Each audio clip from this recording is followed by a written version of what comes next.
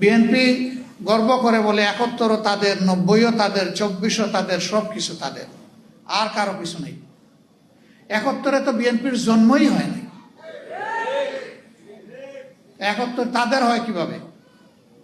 এখন যদি বলে যে ৭১ শহীদ প্রেসিডেন্ট জিয়াউর রহমান স্বাধীনতার ঘোষণা দিয়েছেন এবং যুদ্ধ করেছেন, সেই কারণে, হ্যাঁ, ঘোষণা উনি দিয়েছেন, প্রথমবার নিজের পক্ষ থেকে, দ্বিতীয়বার আরেকজনের পক্ষ থেকে। আর যুদ্ধ উনি করেছেন, আমরা অবশ্যই সম্মান করি। কিন্তু এককভাবে যদি একক ক্রেডিট এক ব্যক্তিকে সব কিছু দিয়ে দেওয়া হয়, তাহলে বাকি যোদ্ধাদের পজিশন কোথায় থাকে? এইটাও যুদ্ধকে কুক্ষিগত করার, আগের আমলে যারা ছিল ফেসিবাদী আমলে, তারাও এইভাবে করেছে। এবং তারা করতে গিয়ে লজ্জাজনকভাবে জিয়াউর রহমান সাহেবকে পাকিস্তানের দালাল, চোর, কোনো কিছু বলতেই বাদ দেয় নাই। আমরা ওই রাজনীতি আর দেখতে চাই।